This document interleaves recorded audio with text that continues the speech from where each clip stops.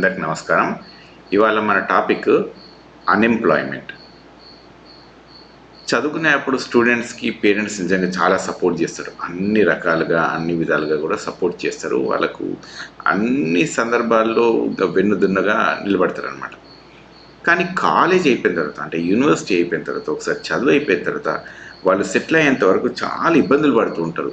Especially అన్ఎంప్లాయిడ్గా ఉన్నప్పుడు వాళ్ళకి pressure ఉంటుంది. ఏం చేస్తలేను ఇంట్లో అనేది. అంత చదువుకున్న తర్వాత ఎవరికి ఇంట్లో ఉండి ఖాళీగా ఉండాలనిపిస్తుంది. ఎవరికైనా ఏదో ఒక జాబ్ చేసుకుంటే వాళ్ళ లైఫ్ మీద వాళ్ళు సెట్ అవుతారు.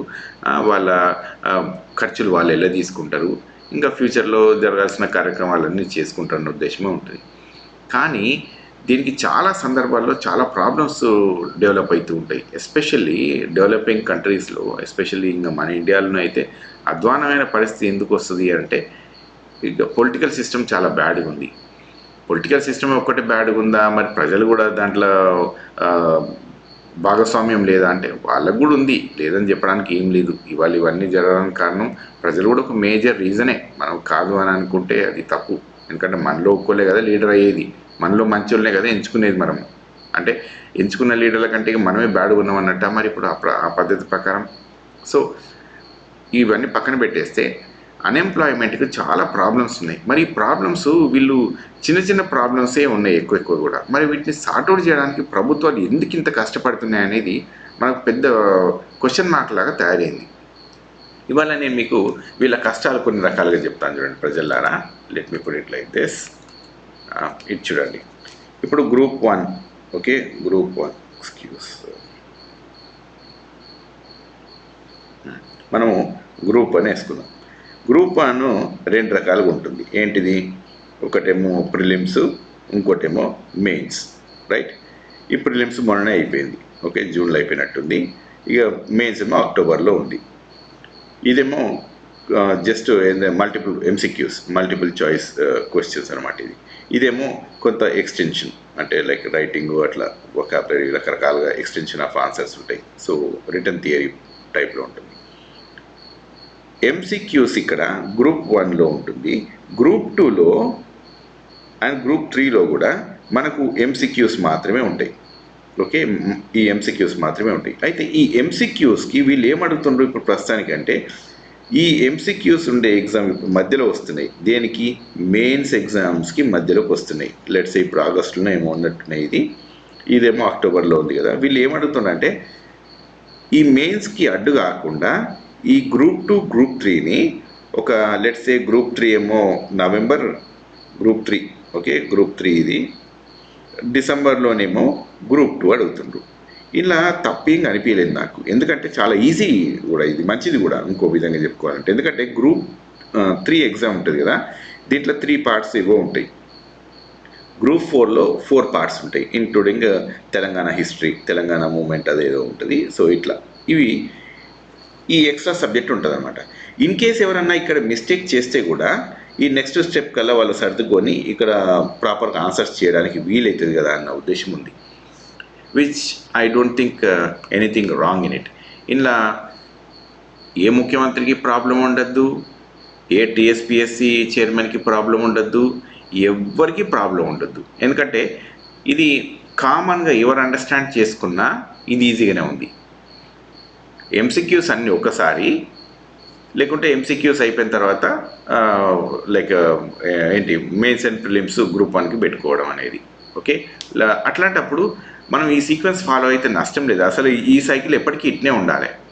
ఫస్ట్ గ్రూప్ 1 మెయిన్స్ పెట్టుకొని, ప్రిలిమ్స్ పెట్టి, తర్వాత గ్రూప్ 1 మెయిన్స్ పెట్టి, ఆ తర్వాత నెలకో 2 నెలలకో గ్రూప్ 3 అండ్ దెన్ గ్రూప్ 2. ఇదే సీక్వెన్స్ ఫాలో అయితే చదువుకునే విద్యార్థులకు కొంత వెసులుబాటు కలిగించిన వాళ్ళం అవుతాం.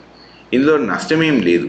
దీని తర్వాత వీళ్ళు ఇంక కొన్ని డిమాండ్స్ ఏం అడుగుతున్నారు అంటే, నేను అవి వింత కూడా ఏం అనిపించలేదు, నాకు కరెక్టే అనిపించింది. ఇప్పుడు చూపిస్తాను చూడండి ప్రజలారా.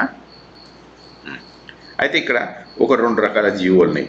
కేసీఆర్ గారిని అప్పుడు జీవో నంబర్ 55 ఉండే. ఇంకా ఇప్పుడు కొత్త కాంగ్రెస్ ప్రభుత్వం వచ్చినాక ఫిబ్రవరిలో ఐ థింక్ జీవో నంబర్ 29 తీసుకొచ్చారు. ఈ జీవో నంబర్ 55 ప్రకారము, జీవో నంబర్ 29 ప్రకారం కొన్ని లెక్కలు వేరేగా ఉన్నాయి. ఇలా డిఫరెన్స్ ఇన్ ఒపీనియన్స్ చాలామందికి ఉన్నది. అయితే ఇక్కడ ఏంటంటే, కరెక్ట్గా చెప్పండి, ఇదే కరెక్ట్ ఏమో. ఇక్కడ రిజర్వ్డ్, అన్రిజర్వ్డ్, ఇవి 2 పద్ధతులు ఉన్నాయి. అవుట్ ఆఫ్ గ్రూప్ 1 563 పొజిషన్లల్లో లెట్స్ సే 200 ఐ థింక్ 209 ఇక్కడనే అనుకుంటా, ఇంకా 360 సంథింగ్ ఇక్కడనే అనుకుంటా, 365 366 ఏదో ఉంటుంది కదా ఈ నెంబరు ఇక్కడ ఉంది అనుకుంటా. సో అయితే ఈ అన్రిజర్వ్డ్ పొజిషన్లలో 209 ఉంటే 1:50 రేషియోస్లో ఇన్వైట్ చేస్తున్నారు. దేనికి? మెయిన్స్కి. ఇక్కడ ఎవరైతే ప్రిలిమ్స్ క్లియర్ చేస్తారో వీళ్ళ మెయిన్స్కి 1:50కి లెవెల్లో పిలుస్తున్నారు. అంటే ఈ 200 మందికి ఇంటూ 50 వేస్తే ఒక 10,000 మంది, లెట్స్ 10,000 మంది ఉంటారు. వీళ్ళు మెయిన్స్కి సెలెక్ట్ అయ్యారు. ఇక్కడ 360 ఉన్నారు కదా, వీళ్ళేదో 17,000 మందో ఏమవుతారు. So 17,000 will be this number reservation వాళ్ళు, ఎందుకంటే నెంబర్ ఆఫ్ పోస్టులు. అయితే ఈ జియోని క్యాన్సిల్ చేసేసి కాంగ్రెస్ ప్రభుత్వం జియో 29ని తీసుకొచ్చింది. ఈ 29 అంటే ఏంటి అంటే ఇది రిజర్వేషన్, ఇది అన్రిజర్వేషన్ కదా. ఇక్కడ ఇప్పుడు మీకు ఒక చిన్న ఇంకా కొంత ఎగ్జాంపుల్ కూడా చెప్తాను చూడండి. I show you something. Let us say ఒక రిజర్వ్డ్ క్యాండిడేట్, ఒక బీసీ క్యాండిడేటో లేకుంటే ఒక ఎస్సీ క్యాండిడేటో లేకుంటే ఒక ఎస్టీ క్యాండిడేటో ఉంటారు. వీళ్ళు ఓపెన్ కేటగిరీలో సీట్ కొట్టేసిన, అంటే అన్రిజర్వ్డ్ ఏరియాలో వీళ్ళు సీట్ కొట్టేయడం అంటే ఇన్ ద సెన్స్ సాధించింది అనమాట. ఇక్కడ వీళ్ళు ఇక్కడ సీట్ సాధిస్తే లెట్స్ సే ఒక 100కి ఒక 70 కట్ ఆఫ్ అనుకుందాం మనం. 70 కట్ ఆఫ్ అయితే వీళ్ళందరూ అన్రిజర్వ్డ్ కేటగిరీలోకి వస్తారు. ఈ జియో నెంబర్ 55 ప్రకారము ఈ 70 కంటే ఎక్కువ వచ్చిన వాళ్ళు ఎవరన్నా ఏ కమ్యూనిటీ ఉన్నా వాళ్ళ సంబంధం లేదు, ఆ నంబర్లో పిలవాల్సిందే అనే ఒక క్రైటీరియా ఉండేది. ఇప్పుడు ఈ క్రైటీరియాకి అడ్డుకట్ట వచ్చడానికి ఎట్లా వచ్చేసిందంటే ఈ 70లో లెట్సే ఈ 100 పోస్టులు ఉన్నాయనుకో, ఈ పోస్టులు 50 అటు 50 ఇటు ఈజీ క్యాల్కులేషన్స్ కోసం మనము ఒక 50 రిజర్వ్డ్ 50 అన్రిజర్వ్డ్ ఉన్నాయనుకుంటే లెట్సే ఇందులో 10 మంది రిజర్వ్డ్ కేటగిరీ వాళ్ళు అన్రిజర్వ్డ్ పోస్టులలో కొట్టిందనుకోండి. ఇది ఎవరన్నా 1:50 పిలవాలి కదా. 1:50 అంటే ఇక్కడ లెట్సే 50 పోస్టులకి ఇంత 2,500 మందిని పిలవాలి ఈ లెక్క ప్రకారం, రైట్. కానీ వీళ్ళని ఏం చేసిందంటే ఈ అన్రిజర్వ్డ్ పోస్ట్లో రిజర్వేషన్ క్యాండిడేట్లని అన్రిజర్వ్డ్లో కొడితే కూడా వీళ్ళను రిజర్వేషన్ కేటగిరీలని పూల్ చేయడంతో ఏమైందంటే ఈ 50% ఏదైతుందో ఇది మొత్తం అన్రిజర్వ్డ్ సెక్టార్లకు వెళ్ళిపోయింది. తర్వాత ఎకనామిక్ వీకర్ సెక్షన్ వాళ్ళకు వెళ్ళిపోయింది అన్నమాట ఇది.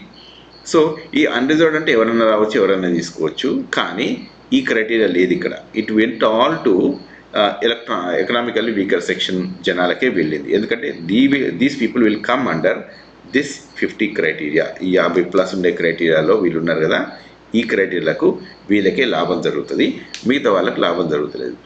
ఈ ఎకనామిక్ వీకర్ సెక్షన్లలో యూజువల్గా ఎవరు వస్తున్నారు అని అంటే మళ్ళీ ఇందులో కొంత ప్రాబ్లం ఉంది. ఇక్కడ దీంట్లోకి ఎవరు వస్తున్నారు అంటే అన్రిజర్వ్డ్ క్యాండిడేట్స్లే ఇందులోకి వచ్చేస్తున్నారు, అన్రిజర్వ్డ్ క్యాండిడేట్లు వస్తున్నారు. సో హోలిస్టిక్గా చూసుకుంటే నువ్వు ఎక్కడ సీటు కొట్టినా నీ రిజర్వేషన్ ప్రకారము ఈ రిజర్వ్డ్ కేటగిరీలకి వెళ్ళిపోతున్నావు నువ్వు, కనుక నీకు ఆ ఉద్యోగాలు అట్లనే ఉంటున్నాయి. లెట్స్ ఇప్పుడు మనం మళ్ళీ పైన ఉన్న నంబర్కి కిందికి కనుక తీసుకొచ్చుకుంటే మనం ఇక్కడిది ఈ 17,000 ఈ 10,000 మంది, ఇది 10,000 మంది, ఈ క్రైటీరియా చూసుకుంటే ఒక 28,000 మందో ఏమో కావాలి ఈ లెక్క ప్రకారం.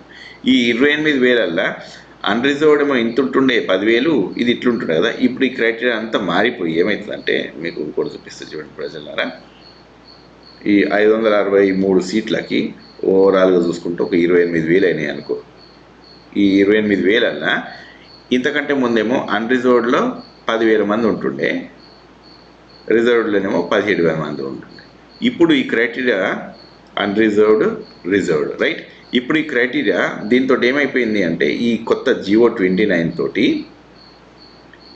ఈ 28,000 14,000 డివైడ్ అయిపోయింది. So 14,000 reserved candidates, 14,000 unreserved candidates. So ఈ అన్రిజర్వ్డ్ క్యాండిడేట్స్ 4,000 మందికి స్పేస్ ఇక్కడ ప్రొవైడ్ అయిందనమాట. ఇది ఇంకొక పెద్ద క్వశ్చన్ క్రైటీరియా లాగా తయారైపోయింది. అందుకని వీళ్ళ డిమాండ్స్ వింతగా ఇంకా మనకు ఈ టీఎస్పీఎస్సీ వాళ్ళు వింత రూల్స్ తోటి వింత ఆర్డర్స్ తోటి తీసుకురావడం వల్ల స్టూడెంట్స్లో ఒక పెద్ద గందరగోళ పరిస్థితి తయారైపోయింది. దీన్ని చాలామంది అడ్మిట్ చేసుకోలేకపోతున్నారు. ఎందుకంటే this is not how it should be. Reservation వాళ్ళు రిజర్వేషన్లో ఉండాలి, అన్రిజర్వ్డ్ వాళ్ళు అన్రిజర్వ్డ్లో ఉండాలంటే మనం అట్లాంటప్పుడు అన్రిజర్వ్డ్ అనేదాన్ని తీసేయవచ్చు కదా దాని పేరు, దానికి ఇంకో కొత్త నేమ్ పెట్టేసేయచ్చు కదా అనేది చాలామంది ఆలోచన, చాలామంది క్వశ్చన్ మార్క్. సో నాకు అర్థమైంది ఇది, నాకు అర్థమైన కాడికి నేను మీ అందరికీ చెప్పినాను ఇది.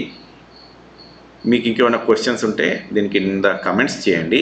సో ప్రభుత్వానికి నేను చేసే విజ్ఞప్తి, డిమాండ్ రెండు ఏమన్నా అనుకోండి, వీళ్ళు అడిగిన ఇంకో కొన్ని క్రైటీరియాస్ ఉన్నాయి. లెట్స్ సే గ్రూప్ 1 563 ఉన్నాయి, ఇంకో జస్ట్ అంతకంటే ముందు 500 ఉంటే ఒక 65 యాడ్ చేసిండ్రు. సో 563 కాడికి తీసుకొచ్చిండ్రు.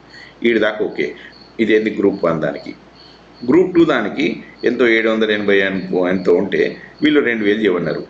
నేను రేవంత్ రెడ్డి గారికి ఏం చెప్తా అంటే, ఈ 780 నుంచి 2000 చేయలేకపోతే 500 పెంచి రాదండి, ఇక్కడ 500 పెంచి ఒక 1300 కాడికి తీసుకుపోండి.